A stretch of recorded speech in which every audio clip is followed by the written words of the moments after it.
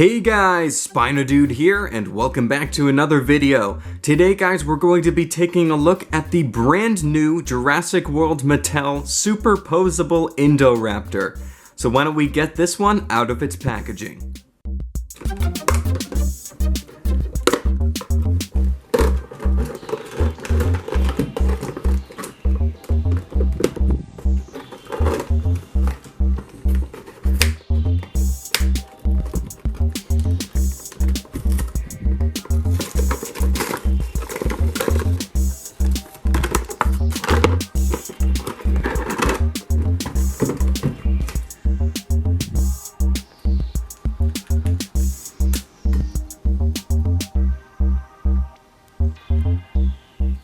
Alrighty guys, so here we have the brand new Jurassic World Mattel Super Posable Indoraptor out of its packaging. I got this guy at one of my local Walmarts actually a day before the official street date for the toys. So that was a pretty lucky find. I went into Walmart and I decided to check the toy aisle, and lo and behold, the Jurassic World toys were already picked through, but this was the last Indoraptor there, and this one was definitely on my top 5 list, and it's definitely my most hyped figure personally that Mattel is releasing for Jurassic World. So why don't we start off by taking a closer look at the actual packaging the Indoraptor was in. I decided to remove the figure from the packaging first so we could just take a look at all of the box art that the actual figure was blocking and such. And I have to say the figure was packed in there very nicely. It was very secure, but it also wasn't really frustrating or too difficult to remove. So why don't we take a closer look at the packaging.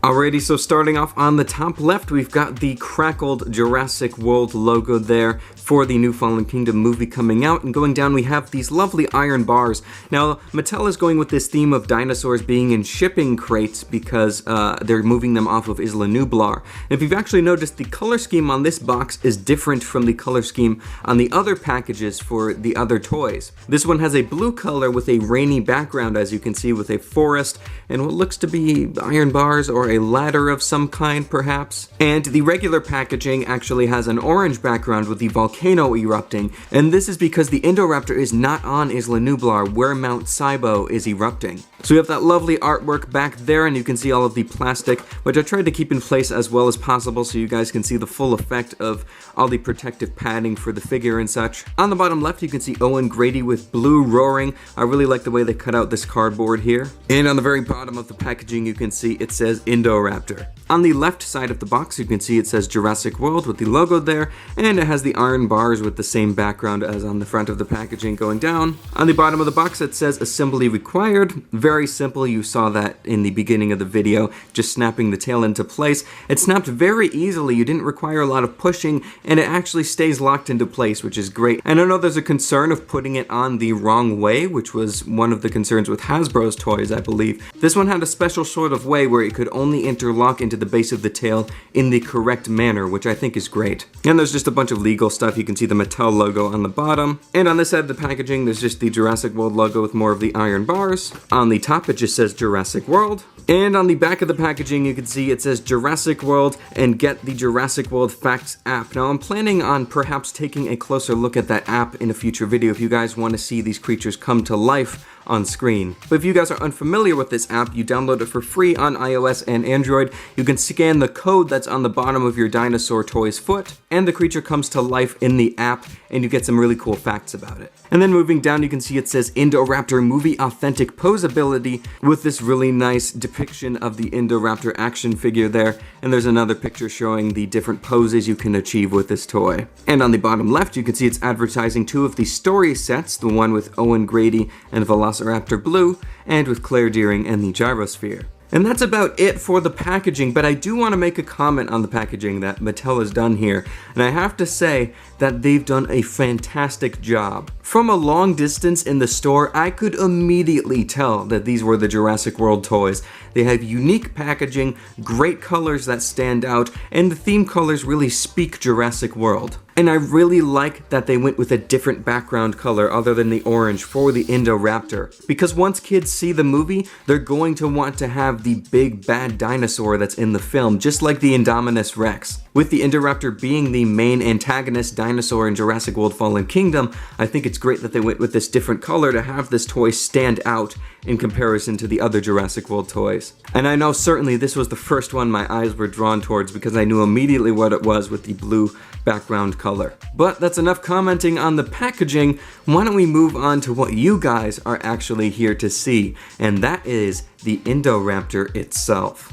Alrighty guys, here is the brand new Jurassic World Mattel Super Posable Indoraptor. And can I just say that this is meant to be a toy for children. This is meant to be a toy, and this, in my opinion, is borderline collectible. I got this guy at my local Walmart. Like I said, it was only $19.82, which is a phenomenal deal. And you can see the size of this toy next to my hand. It is great, and the quality of the plastic is fantastic as well. And I'm just super excited to show you guys everything that this toy can do, all the poses it can achieve, because as you know, this is the Super Posable Indoraptor, and this is the big Indoraptor toy we're going to have up to the release of Jurassic World Fallen Kingdom in theaters. Then we're getting an electronic, more metallic-y version of this same toy later on in the year. First of all, let's go over the actual gimmick with this toy, and it's that it's superposable. And when they say superposable, they mean superposable. This thing continues to blow my mind with all of the articulation points that they've managed to cram into this toy for its retail price. But let's start with one thing at a time. So here is the head, and as you've probably known, the jaw is articulated. It sort of just clicks open to one position, but I'm sure you can pose it in between. Yeah, you can. It's just a little more hard to make it stay like that, but it mostly just clicks shut and clicks open once like that. At the base of the head, there is a ball joint, and it rolls around on the base of the neck there, as you can see. It doesn't move too much here, but it gives it enough of a natural feeling to the movement, and I think it's great they included this joint instead of just having the neck joint itself. And speaking of the neck joint, this one is super articulated. You can see it moves around. You can spin it toward the side like this. Get some really nice expressiveness out of this toy, and that's what I really love about it, because the Indoraptor in the trailers we've seen is super agile, and I think that's great that they've given us a super articulated Indoraptor figure or toy, because you can really get it into some awesome acrobatic poses and such. Moving down to the shoulder, the arms move forward and back like that, as you can see, but they also can pivot outwards like this.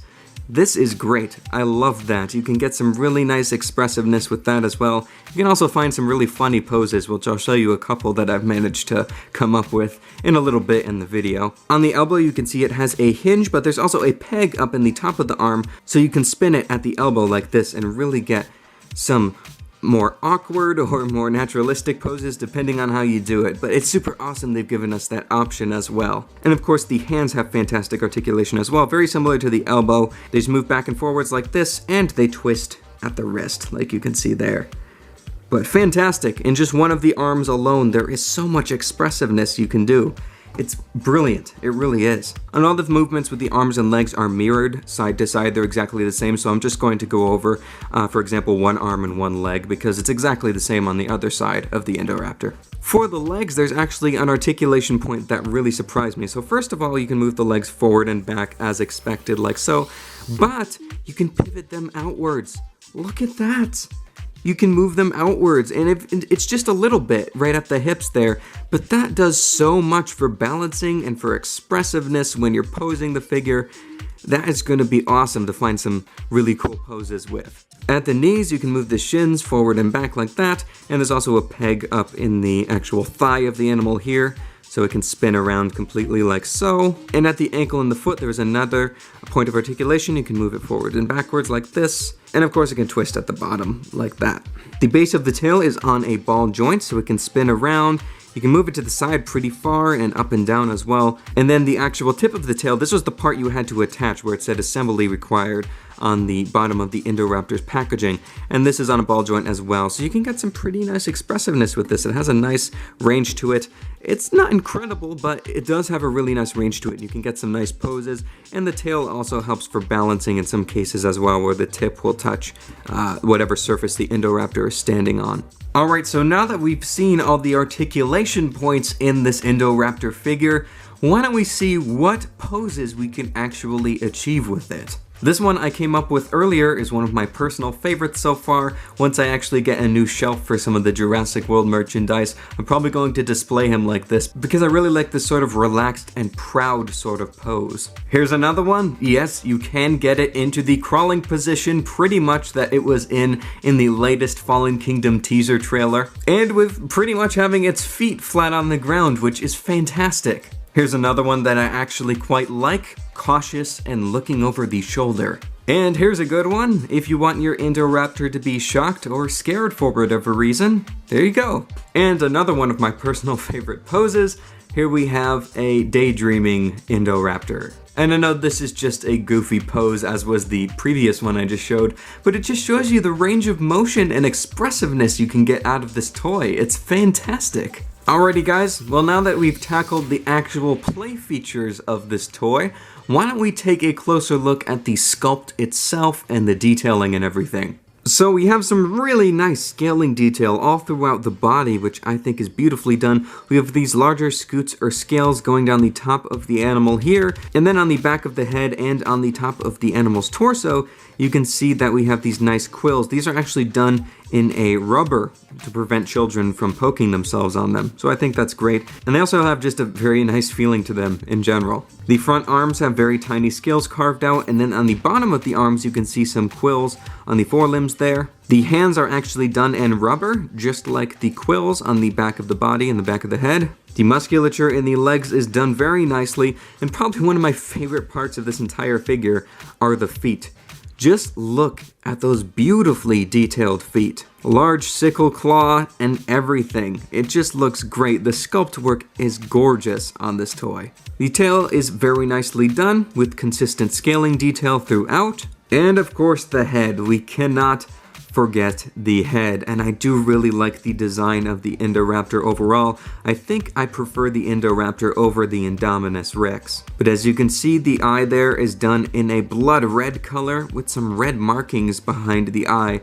And I'm actually interested to see if those red markings will be on the actual Indoraptor in the film. I'm sure they will be because these toys have been very film accurate so far. Of course there is shrink wrapping on the face, but this is a hybrid dinosaur, so I think the shrink wrapping really fits the sort of Jurassic Parky hybrid, unnatural feeling that they're going for. And I'm all for that because the whole point of the film is to show that these animals are abominations created by man and not natural creatures. On the front of the snout, there's two small nostrils carved out there. There is this odd seam line on the snout here. You can see it. It sort of starts on the top of the nose and carries down towards the back of where the teeth are. It doesn't bother me too much because you can't see it from a distance, but if you're really looking close at that, it does stand out quite a bit. And then if we open the mouth, you can see the teeth are all done in a cream color. Those are all dull because of play safety, and I think that they look fine. And then the tongue has been carved out and sculpted on the interior of the mouth and done in a fleshy pink color. The roof of the mouth has nice detailing as well, but it's not painted. For colors, it's just the colors of the actual Indoraptor, and I think they couldn't have done a better job, to be honest, for keeping it within this retail price. The whole body is just completely black. There are some red markings around the back of the eyes there, and then we have this really bright metallic gold stripe going down the body, very similar to Velociraptor Blue's blue stripe. I find that very interesting, and I'm looking forward to hearing more on the origin and creation of Indoraptor in Fallen Kingdom this summer. Alright, so why don't we do a quick measurement of this figure? Now, I'm only going to be measuring the actual length of this figure, because there is no set height. You can make this as high or as low as you want when you're posing it. So in terms of the length, from the tip of the snout all the way to the tip of the tail with the figure stretched out here, we are looking at about 16 inches, which is about 40 centimeters. For comparison, I thought I'd bring out the recently reviewed Funko Pop Dr. Ian Malcolm. You better watch out there, Ian. This Indoraptor is looking a little bit hungry.